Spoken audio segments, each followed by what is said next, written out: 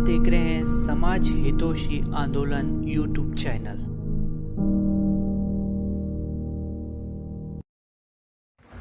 Sai international school के आप मुख्याध्यापक हो। आप क्या विजन डॉक्यूमेंट है आपके साई इंटरनेशनल स्कूल का, जो कि रामटेक में स्थित है, और आप एजुकेशन क्षेत्र में कैसी शिक्षा बच्चों को देने वाले हैं, क्या बताना चाहेंगे?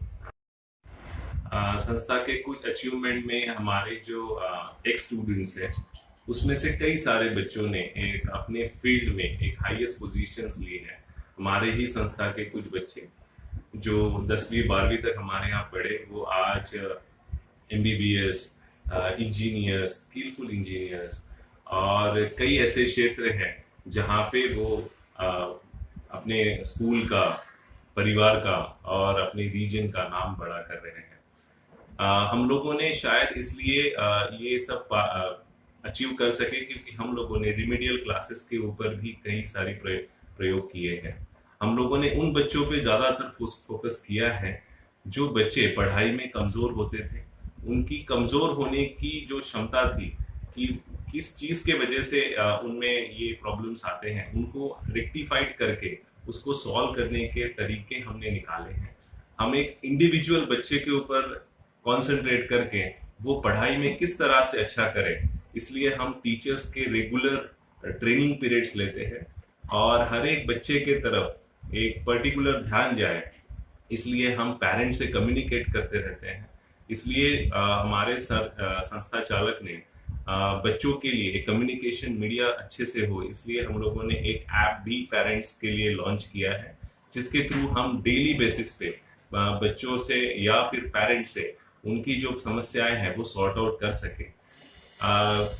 लोगों का जो नई से एक संस्था जो इस पूरे मौदा और रामटेक क्षेत्र में अपना प्रभाव छोड़ रही है, इसी साल 2018 में जिन्होंने अपना एक नया स्कूल, एक नया ब्रांच रामटेक क्षेत्र में स्टार्ट किया।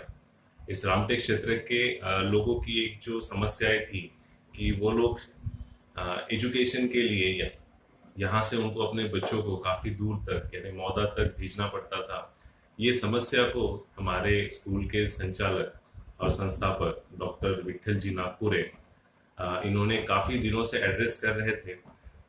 इसे देखते हुए मौदा एक बहुत बड़ा रीजन होने के बावजूद रामटेक में भी एक उसी तरीके का सीबीएसई स्कूल होना चाहिए, इस विजन के साथ उन्होंने इस साल साई इंटरनेशनल ये स्कूल की नींव रखी और नींव रखते ही रामटेक परिसर में जितने भी लोग रहते हैं उनके सहकार्य सहयोग से उस स्कूल की आधारशिला रखी गई और इस साल उस स्कूल ने एक माइलस्टोन अचीव करते हुए 170 से ज़्यादा एडमिशंस मिले। इस स्कूल की शुरुआत डॉक्टर विट्ठल जी नागपुरे इन्होंने अथक परिश्रम से की है, जिनकी एक भव्य स्कूल मौदा तालुका में है जिसका शिरडी साई पब्लिक स्कूल ये नाम है। सर, आप जो रामटेक में जो नई स्कूल चालू हुई है, वहाँ आप क्या क्या बच्चों को सुविधा देने वाले हैं, और आपके पास में क्या ऐसा विजन डॉक्यूमेंट्स है जो कि बच्चों को विकास के पथ पर चलने के लिए आपको वो काबिल बच्चे बनाते हैं? सबसे बड़ी समस्या तो शायद रामटेक में एक ही चीज़ की थी कि वहाँ पे लोगों को एक सीबीएसई सेंट्रल बोर्ड एजुकेशन चाहिए था, जिसलिए विट्ठल जी नागपुरे इन्होंने एक सीबीएसई प्रॉपर सीबीएसई स्कूल होना चाहिए जिसमें सभी तरीके की फैसिलिटी बच्चों को मिले, वो चाहे एकेडमिक तरीके की हो या फिर कल्चरल या फिर स्पोर्ट्स की लेवल की। जिस तरीके के संस्था का अभी तक का 20 सालों में जो अचीवमेंट रहा है उस हिसाब से कई सारे बच्चे राज्य स्तरीय, राष्ट्रीय और अंतरराष्ट्रीय स्तर पे अपनी ख्याति दिखा चुके हैं। पिछले कुछ ही साल में हमारे ही स्कूल की मानसी करके एक बच्ची है जिसको दुबई में एक इंटरनेशनल लेवल पे कराटे खेलने का मौका मिला। उसके अलावा भी कई सारे बच्चे राष्ट्रीय स्तर पे अपनी गुणवत्ता प्रूव कर चुके हैं। हम लोग इसी विजन के साथ रामटेक में प्रवेश कर रहे हैं कि यहाँ से भी कई सारे, और इसकी शुरुआत शायद हमारे स्कूल का एक बच्चा जो इसी साल नेशनल लेवल पे उसने स्पोर्ट्स में एक अचीवमेंट किया। स्कूल का रिजल्ट, हमारे यहाँ का जो एसएससी का रिजल्ट है वो हर साल 100% रहा है पिछले 10 सालों से, और 12वीं का रिजल्ट भी 100% रहा है। हम इसी विजन के साथ रामटेक के ब्रांच में अपना काम कर रहे हैं कि यहाँ का भी रिजल्ट 100% हो। स्कूल में एकेडमिक के अलावा कुछ एक्टिविटी बेस्ड प्रोग्राम्स चला रहे हैं, और इसी के साथ हमने एक नया फिनोमेना वहाँ पे एकेडमिक्स में लाए हैं जो एस्ट्रोजन पब्लिकेशन के थ्रू है। हमने कुछ ऐसे बुक्स लगाए हैं जिसमें गवर्नमेंट ऑफ महाराष्ट्र कई बार बोल चुका है कि बैग का वेट बच्चों का कम होना चाहिए। इसी को मद्देनजर रखते हुए हमने ऐसा सिलेबस डिजाइन किया है कि जो बच्चों का बैग का वेट भी कम करे और बच्चों को ज्यादातर एक्टिविटी के थ्रू पढ़ने में प्रोत्साहित करें।